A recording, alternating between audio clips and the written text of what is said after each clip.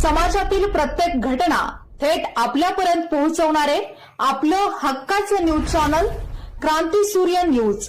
संपादक शशिकांत राजवंत। चालू वर्षी उन्हाची तीव्रता दिवसेंदिवस वाढत चालली असून कोयना धरणातील पाणीसाठाही कमालीचा खालावला आहे। कृष्णा नदीची पाणी पातळी घटल्याने आणि ऐन गरजेच्या वेळी वीज मंडळाकडून भार नियमन वाढवले गेल्याने बळीराजा पुरता हैराण झाला आहे। सध्या खरीप हंगामातील पेरणी व टोकणीची कामे वेगात सुरू असून पिकांना पाणी देण्याची अत्यंत तातडीची गरज निर्माण झाली आहे। अशा या अत्यंत अडचणीच्या आणि संकटसमयी आता केबल चोरट्यांनी पलूस तालुक्यातील बुर्ली येथे कृष्णा नदीकाठावर आपला मोर्चा वळवून धुमाकूळ घातला आहे। शनिवारी सकाळी एकाच वेळी नदीकाठच्या तब्बल 8हून अधिक शेतकऱ्यांच्या शेतीपंपांच्या इलेक्ट्रिकल सर्व्हिस केबल्स अज्ञात चोरट्यांनी कापून लंपास केल्याचा धक्कादायक प्रकार उघडकीस आला आहे। या धाडसी चोरांमुळे बुर्ली परिसरातील नागेश बाबासू पाटील, रफिक शमशेर नदाफ, महारुद्र रामचंद्र कोरे, प्रमोद गोविंदराव पवार, सुनील राजाराम जाधव, अशोक नरसप्पा चौगुले, सखाराम ज्ञानू पवार आणि रघुनाथ शंकर गुरव या सर्वसामान्य शेतकऱ्यांना मोठा आर्थिक फटका बसला आहे। भर उन्हात पिके जळू लागली असताना आणि हातातोंडाशी आलेला घास वाचवण्यासाठी शेतकरी संघर्ष करत असताना महागड्या 3 फेज फिनोलेक्स केबल चोरीला गेल्याने संपूर्ण शेतकरी वर्ग कमालीच्या चिंतेत बुडाला आहे। या सामूहिक चोरीच्या प्रकारानंतर संतप्त व हवालदिल झालेल्या शेतकऱ्यांनी पलूस पोलीस ठाण्यात धाव घेऊन लेखी निवेदन सादर केले आहे।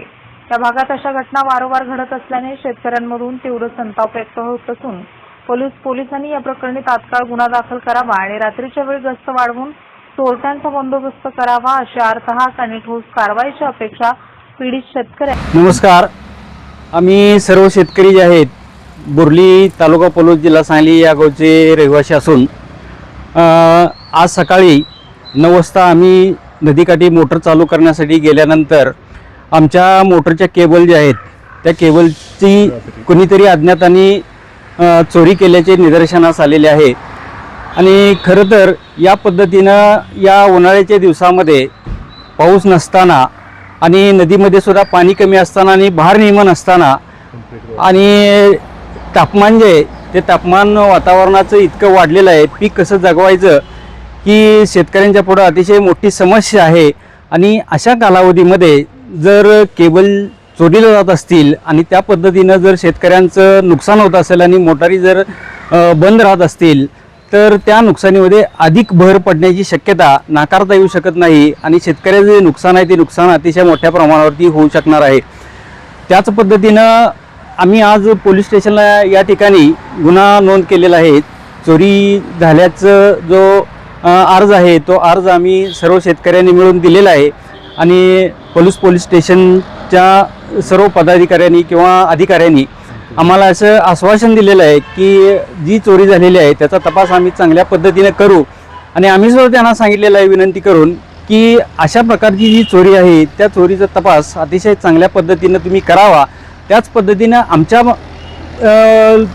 सारखं इतर शेतकरी जे आहेत त्या शेतकऱ्यांचंही अशा पद्धतीनं नुकसान होऊ नये ही काळजी प्रत्येकी जवळजवळ 7,000चं नुकसान जे आहे ते नुकसान आज सर्व शेतकऱ्यांचं झालेलं आहे।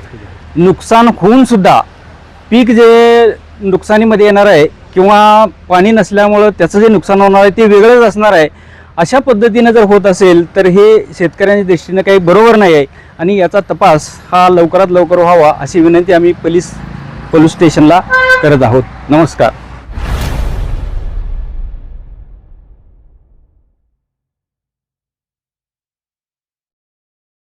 क्रांती सूर्य न्यूज। संपादक शशिकांत राजवंत। सबस्क्राईब करा,